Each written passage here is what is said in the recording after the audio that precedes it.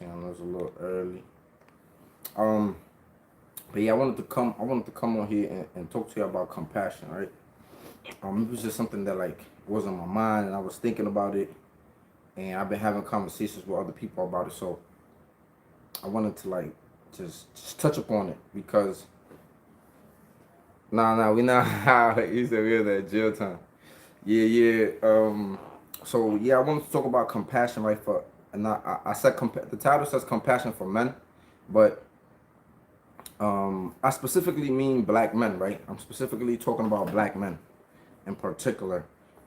And the reason I thought about that is because I was having a few conversations with people, and you know, I came to the realization that like no matter what you've been through, no matter what you have experienced, no matter like what setbacks, what things have altered your mind, your your perception of life, your behavior, your attitude. It doesn't matter what has happened to you as a black man. People are not gonna have compassion for you. And oftentimes, the messed up thing about that is that when something happens to like women, when something happens to maybe children or other people, right? Like we are expected to have compassion for them. Like we are expected to lower our wing, right? We are expected to be reasonable, be understanding of their situation, their circumstance, or whatever has taken place. And I wanted to get into a point, right? Like for example, I have a problem with people who rape women, men, or children, right? But oftentimes, the only rape that we talk about is the rape of women and children, right? Like we don't like when it happens to a man. What's good? What's good? When it happens to a man, we don't really care that that man was raped. We don't really care. You know what I'm saying? Like we dismiss it. And so I had a professor tell me in school that a man can't get raped. That a woman can rape men. Like, so this is just the mindset and the ideology that exists out there. So I just wanted to talk about these things because these things are very prevalent in our society, right? Like men don't really report rape because people look at them a certain way. People already diminish their masculinity, way lower than they already might be, especially for black men, right? Like picture you calling the police saying that you got raped by a woman, or picture you calling the police saying that you're in a domestic violence situation by a woman. Um, doesn't really get the same kind of like what's the word I'm looking for? Publicity that a woman might get. Peace, peace, peace. Make sure y'all like the video. It's very important things that's going on, right? So for example, like I said, I dislike people who rape people and take advantage of children, right? So with that being said, at the same time though, I try to have room in my heart because I know that 9 times out of 10, the people who rape people and take advantage of people are dealing with something internal. And a lot of times, 9 times out of 10, they was taking advantage of themselves, right? They was victims themselves of somebody else. So this becomes a reoccurring, repetitive pattern in our neighborhoods and in our communities. So I understand that. And part of me trying to heal myself and heal my community is understanding compassion, right? It's understanding how to be more nurturing, how to be more caring, how to lower my wing, especially to men, right? So because my whole thing is about men. So oftentimes men that rape or take advantage of people, like I said, somebody has taken advantage of him. Somebody has neglected him. Somebody has done something to him. And I think a lot of times we never think about that. A lot of times, and again, that's not to excuse the behavior that this person is doing. Because again, like I told you, I hate that. I detest it. I can't stand that. I can't stand somebody that does that. But I have to be fair. You know what I'm saying?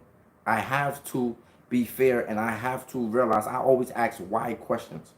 And I have to understand at the same time, even though I might not grasp it fully, but I still have to understand that somewhere along the lines, this man was taken advantage of. A lot of times people just dismiss it, right? They'll just go like, oh, it's about power. It's about this. They just do it cause they just monsters. They're just sick. And it's like people are not asking themselves, because a lot of times we don't care, right? Once somebody does something, is that's it, right? We only care about what you did. Um, but I think it's very important. If especially if moving forward, we want to change certain things in our communities. I think it's very important that we try to have some type of compassion. Again, that doesn't excuse what these people have done to other people. I just think that we also should have a little room in there to be compassionate to this person about, like, damn, somebody took advantage of you, and nobody cared. Nobody helped you. Nobody, you know what I'm saying? Like, that feels crazy. When sometimes some people be crying out for help, right? Sometimes people need help. Some people want help, and nobody was there to help them.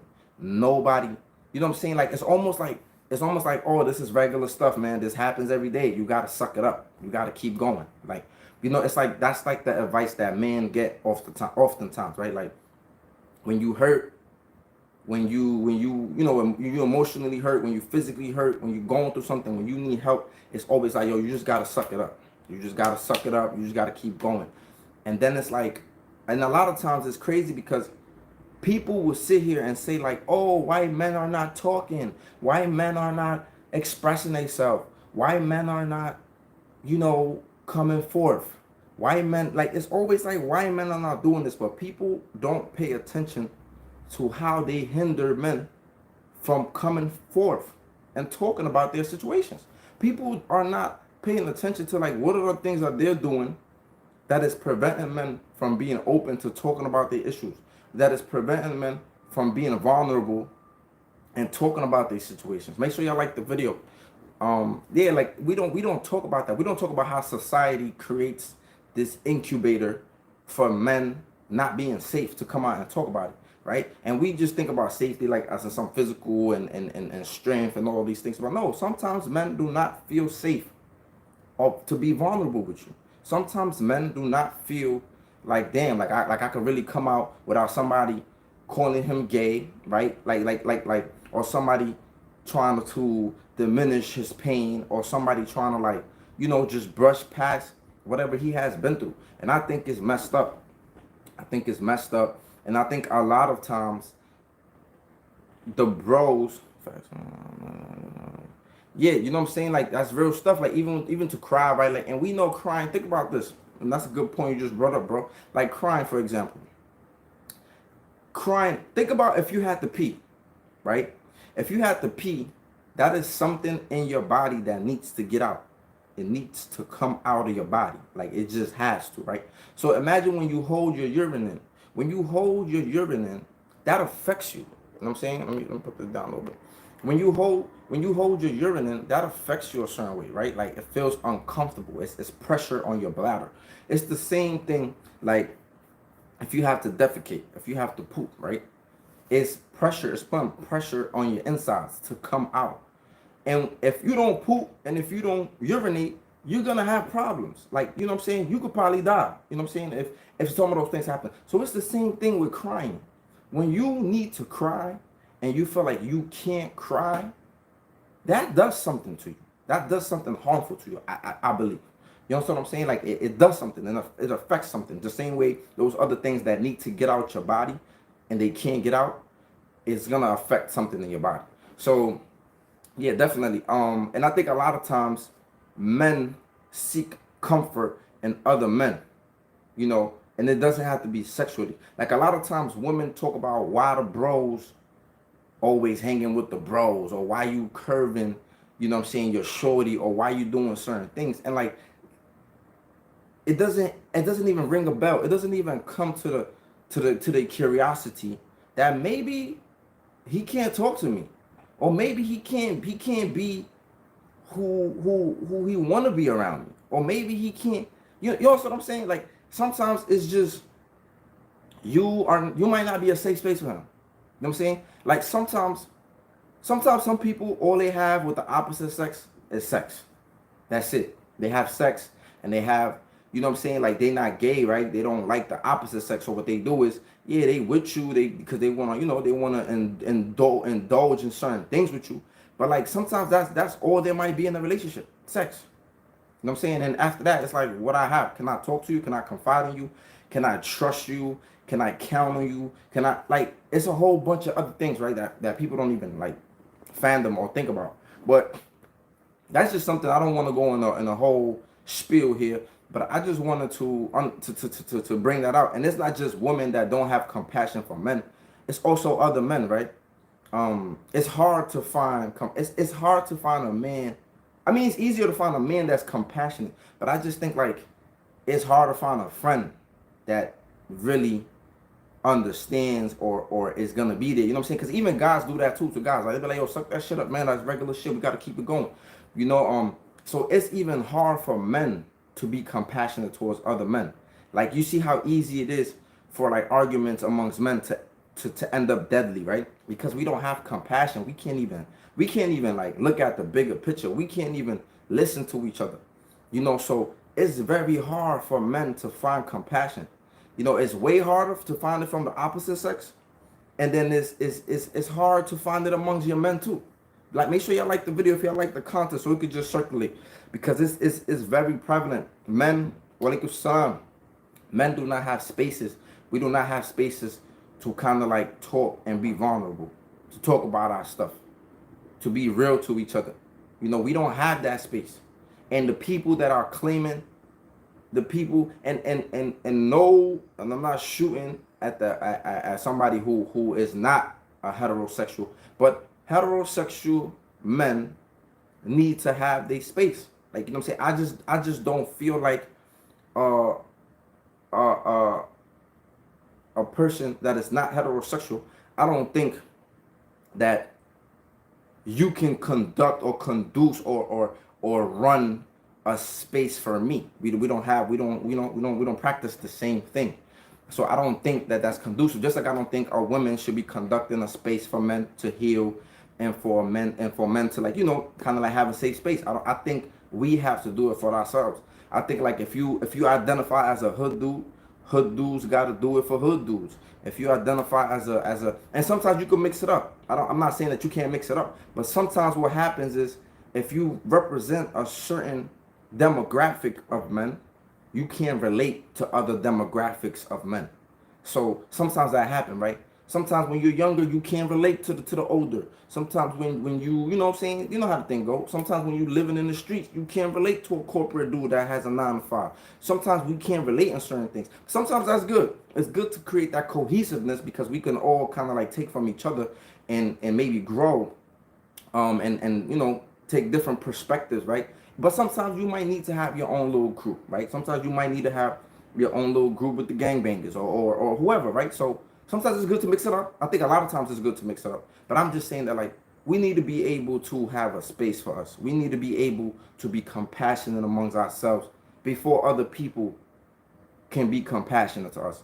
So as men, I just want y'all to be mindful, man. Like sometimes and you know what the hardest times to be compassionate is when you got power over another man. And I notice that is like a testing time, right? Like to have compassion over somebody that you have a rank over. It could be in a gang. It could be you could be a CO and somebody be in jail. It could be a cop. You know, it's even harder for those people to have compassion when you have done something that's wrong, right? According to the rules or the laws. And sometimes I get it, it's your job, but it's hard.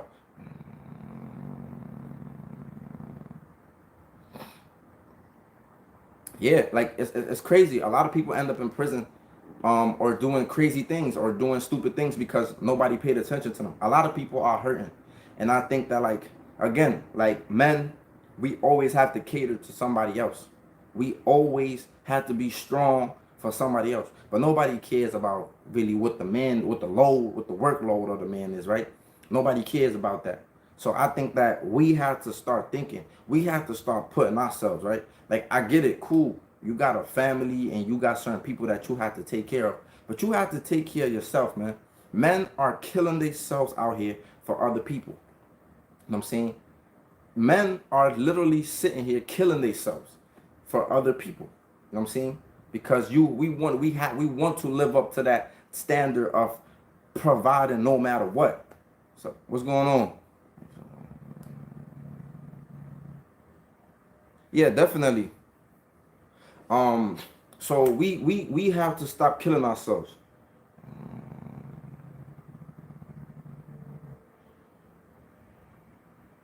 You see, a lot of us. I'm glad you didn't go through with it. I know it's tough. I know it's a big responsibility that men have placed that has been placed on man, especially the financial burden. Another thing that happens, right? We don't really talk about it.